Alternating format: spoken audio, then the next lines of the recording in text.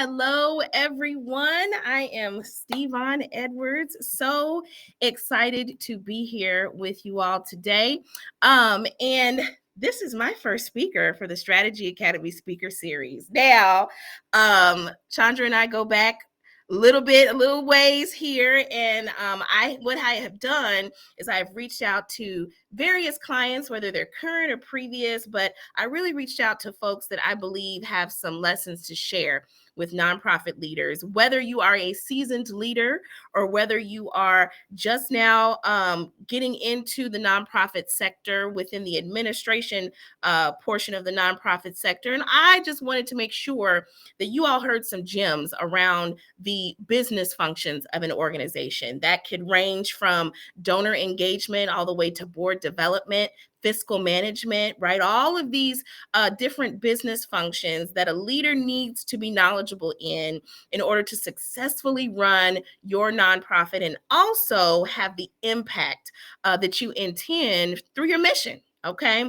And so I want to introduce everyone today to Chandra Stroud, who is CEO and founder of a Hand Up Community Resource Center. And what I wanted to do was describe a hand up for you all so you know what background that she is coming from.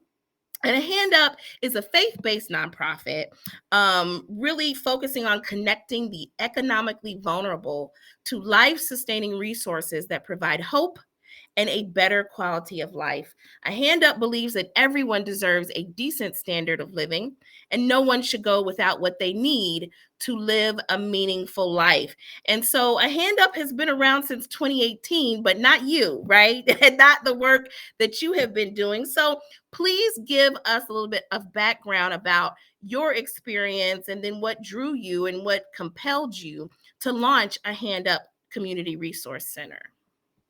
Well, first of all, hi, everybody. And I want to thank Stevon for asking me to be a part of this important work. She didn't tell me, though, I would be the first. So, but there's no pressure. I'm so happy to be here. Actually, a Hand Up Community Resource Center started on the back of a napkin in a restaurant one day while I was having dinner.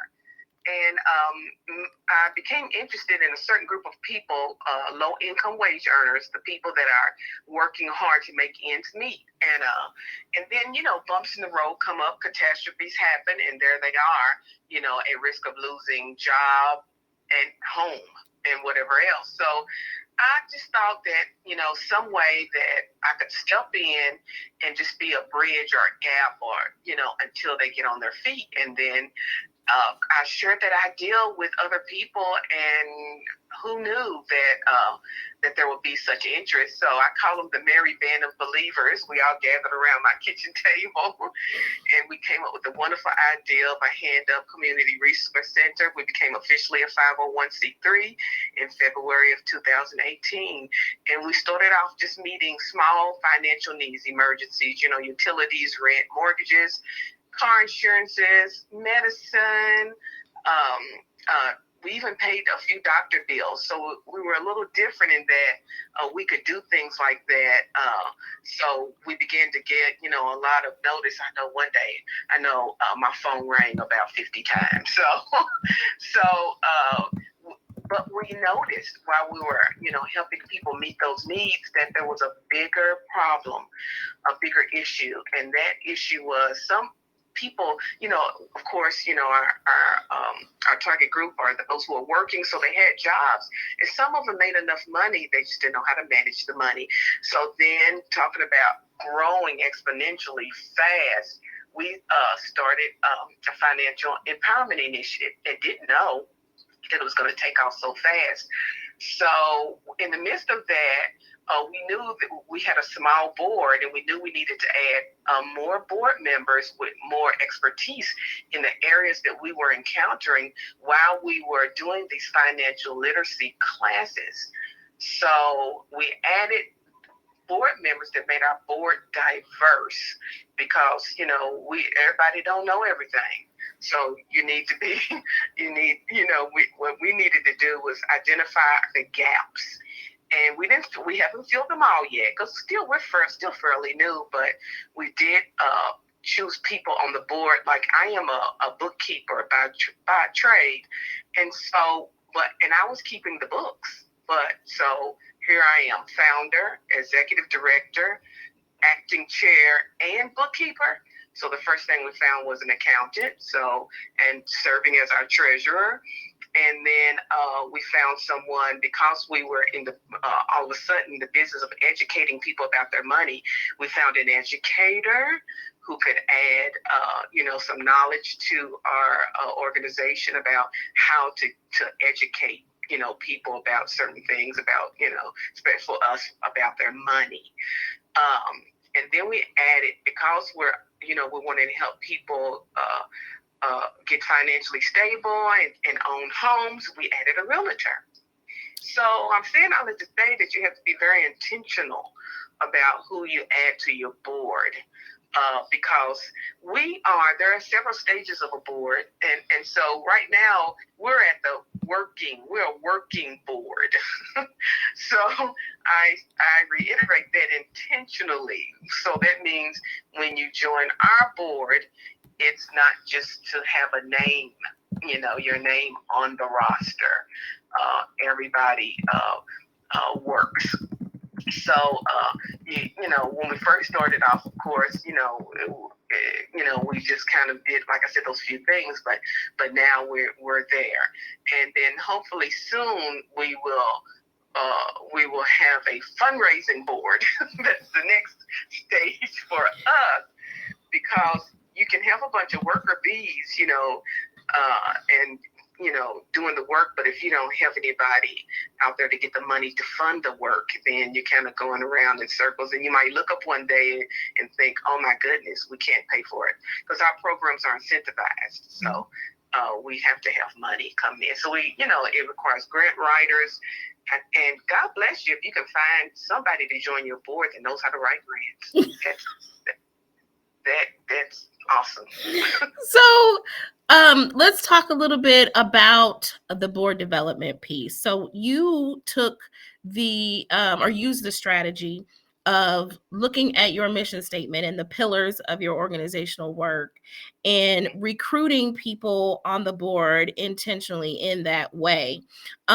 What is an important lesson that you have learned in that board development space? And then we'll talk a little bit more about capacity building, but what is a lesson that you've learned in that board development process?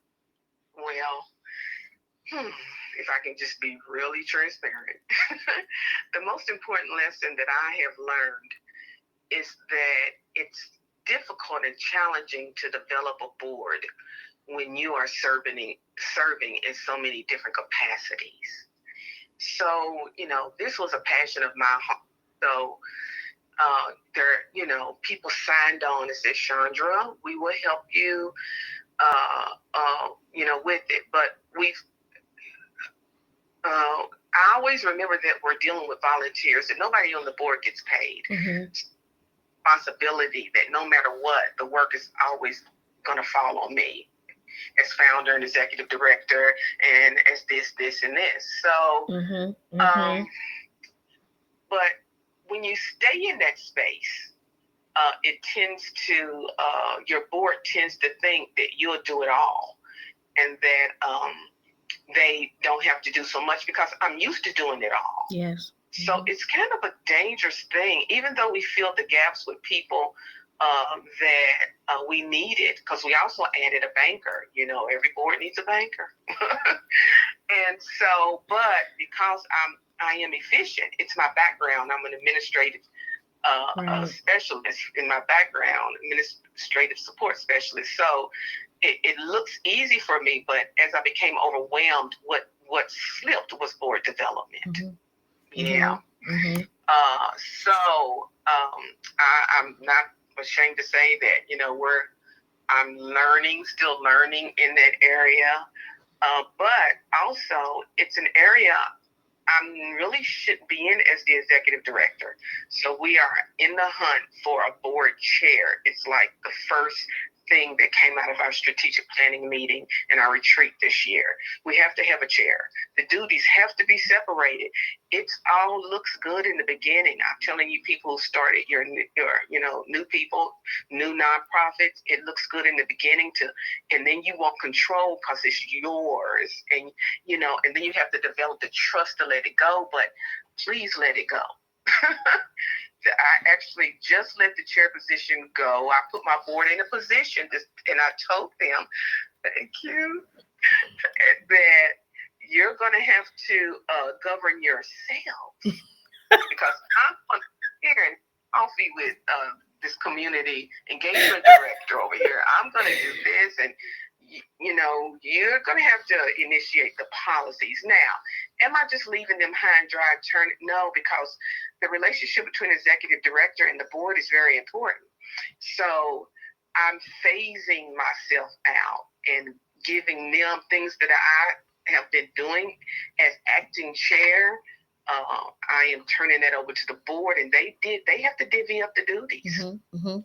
So how has that what is something good that came out of you delegating a lot of those responsibilities? Any new connections, new opportunities that came from saying, hello, board members, you got to step up, right? It's time for you all to really step into your roles as managers and providing that oversight to this organization, but also hitting those goals, those strategic plan goals. Well, all of this just happened. But I can say for myself, not having the weight, I carried it so long, I didn't realize that it was a weight to take care of the board. The board needs to know that they're special and that and they're necessary and needed. And then there's the officers, and so a lot of me went there because I care about people. So a lot of me went there, and then my administrative duties slipped. Yeah. And so there's some, and I can't remember what this process is called, but if you've heard of it, norming, storming, performing, and then there's a fourth phase. Mm-hmm. So we were norming, which is everything's copacetic. We're saying kumbaya, everybody love each other. We go over each other's house, and but then we had an event that took us to the brink, y'all. And we went right into the storming phase, which is not bad. Mm-hmm. It's time for everybody, for the honeymoon was over. Mm-hmm. And it was time for us to really see each other and see how well we were working together and we're not. And it's a great part of board development. And don't be afraid, even at that phase during the storming, some people may say, well, this isn't what I thought it was, or whatever, but use it as an opportunity to make the necessary changes. You have to be ready to pivot. You do, and be flexible. Mm-hmm. In board development. Yeah. So let me ask you this question, because you bring up a very good point about team dynamics, right? And that is an important aspect of board development that I think several people sort of forget about or don't even think about in the time when they are recruiting folks, trying to get those numbers up, trying to make sure that they have enough hands on deck, because we talked about the skills being very important. But there's also the team dynamics, cohesion, personality styles that also impacts how successful a board is. So how did you manage all of those different dynamics? You had the skills, right? But during that storming phase, how did you manage all of those different dynamics, or did your board really just manage it themselves? Well, present tense. How are we managing? Uh, well, we recently had a board retreat like a couple weeks ago, and we had to acknowledge our differences. Mm-hmm. And like my leadership style may not be the type of leadership style that some of the board members like. And so, but everybody was holding everything in. So we actually got to speak it out loud. What do they call it? Speaking power to truth to power. So once we got that out, there was a sigh of relief. Wow. Not just that, but a bunch of other things too. So I think that it's important to communicate. Oh my goodness. It's to talk to each other. And not to say that my leadership style will change. I mean, I am who I am, and I've been taught the way I've been taught now, but I can do some things differently. I can. So just a second, I'll plug in. I just my computer just let me know. Okay, there we are. Didn't want to lose anybody. So it's important to talk about it. And it's important for me to delegate. That's something that I wasn't doing well. Like I said, it's my baby, but I have to let it go and trust who I'm letting it go to. So as far as handling those different dynamics, different personalities, different levels of even understanding, when I say our board is diverse, we have different cultures, and people understand, listen differently. They, ascertain differently. So we're right in the midst of all that, trying to figure out where is the safe little happy board that where is that at? It's still there. It's still there, and it's even better now because now we've seen the good, the bad, and the ugly. Awesome. So you also bring up something else as far as your own personal development as a leader, right? What is some advice you would give your fellow leaders in your personal development that have come from your position where it was a one-person show, right? And you are working on that growth of this organization, not swelling, right? Because swelling means there's infection, there's something wrong, something's happening entirely too fast, but rather that intentional growth of an organization. What advice can you give nonprofit leaders about your own personal growth? So I advise everyone to get someone to walk it out with them, like getting someone that can not hold their hand, but like a growth coach. There's so many, different names. I actually have one on the spiritual side, and and one on the professional side, and also gather with other nonprofit leaders. I'm a part of a round table of other nonprofit leaders. We share ideas. Mm-hmm. There'll be times we may cry on each other's shoulder, but it's good to know that whatever situation you're going through, or whatever point where it's time to grow, because sometimes when it's time to grow, we have to make the decision to get out of the boat, and we need encouragement to do that. Right. And so sitting with other leaders, it helps me to know that I'm not the only one at this growth spurt, and trying to navigate so we come out on the win side. And then I want to talk about failure too, because we're striving for progress, not perfection. So failure is a place where you learn. I don't like it. Oh man, it's so uncomfortable. It's like, but it's necessary. And but don't sit in it too long, Chandra. Just get what you can out of it, and use it and keep it moving. Because you sit too long, then the ball drops, and then things start to slow down, and you lose your momentum. And you can tell I'm speaking from experience. So, Chandra, is there anything else that you would like for nonprofit leaders to know? And then my second question is, If anyone is watching this and wants to support a hand up, how can they do so? Okay. I would want other nonprofit leaders to know that what you are doing is important, but that you are not alone in doing it. You're not. There have been times where I have literally felt like nobody understands, because it's like, for lack of a better word, it's like a burden that you carry, but you don't have to carry it alone. Seek help. Seek somebody that can understand. Like I said, seek other leaders. Seek someone in the industry that can, advise you.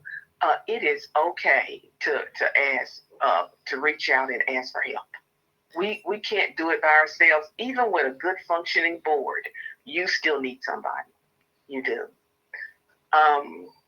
And like I said, I have been fortunate that a lot of people have come along aside me. One of them right here, this screen, and have just planted something inside of me that just helps me get to the next place, and the next place. Mm-hmm. And that growth is happening, and you're wondering, wow, I'm actually doing it. Yeah. Absolutely. And how can people get involved with a Hand Up Community Resource Center? If you all are watching and you really connect with the mission of a Hand Up Community Resource Center, I have put the website in the caption here, but I also want to hear if there are any specific needs and ways that people can get involved, whether they're local or whether they're far. Okay. So locally, our financial empowerment sessions, we could use volunteers to help. We provide mentors for the participants of our programs, and we call them impact coaches. So if you have a financial background, we would be very interested in just chatting with you to see if maybe you would come alongside one of our participants during the length of the program, and then hopefully, you establish a relationship that will last past the program. And so what happens is the participant will reach out to you weekly, discuss their homework, and how they can practically apply the concept they learned in class that week to their everyday lives. And so we have a session coming up now where we actually need 15 coaches. That session starts March 4th. So if you're interested, you can reach out you can give us a call at 502-438-8102, and I have that phone, so I'll be the one answering. And then also, for those who are not so close and you would still like to support us, like I said, our program is incentivized. So we offer a savings match because it's important that we as a people learn how to save. So savings match, for every dollar that our participants save up to 200, we match it dollar for dollar. And then we also give them incentives for attending the class. It's not like we're paying them to come, but we know that there are a lot of obstacles in the way that sometimes prevent us from getting what we need. So we just want to make it worth their while. So we offer incentives for when they do come to class. So I'm saying all that to say that if you'd like to make a donation, you can do that on our website, handupcrc.org, or you can actually call that number, and then I can give you some of the other ways to pay if you're interested. That's awesome. Thank you so much for being here. I appreciate reconnecting with you. We worked together pre-COVID. That's how time goes now, is pre-COVID, post-COVID. But I am very proud of what you have accomplished with this organization. And I see the passion that people have for the vision that you have set forth. And it really is a beautiful thing. And I know that the community, our neighbors, they are being positively impacted by the work that you're doing. So I strongly suggest, if you have watched this far, please support a Hand Up Community Resource Center. And if you want to reach out and say, hey, can I start something like that in my city, in my neighborhood, in my town? Absolutely. The door is open for for Chandra to be able to have that conversation with you. And so I want to say thank you all for being with us, whether you're watching this in the morning, the evening, the afternoon, at night. But we will be having more of these conversations with various leaders on various topics. I believe that it is an awesome point of connection and a point of wisdom, right? From leaders who have gone through it or are going through it and can still give some great advice and some lessons on how you can have the deepest impact in the area that you desire for your nonprofit. So thank you so much for being here. Thank you, everybody. Thank you. All right.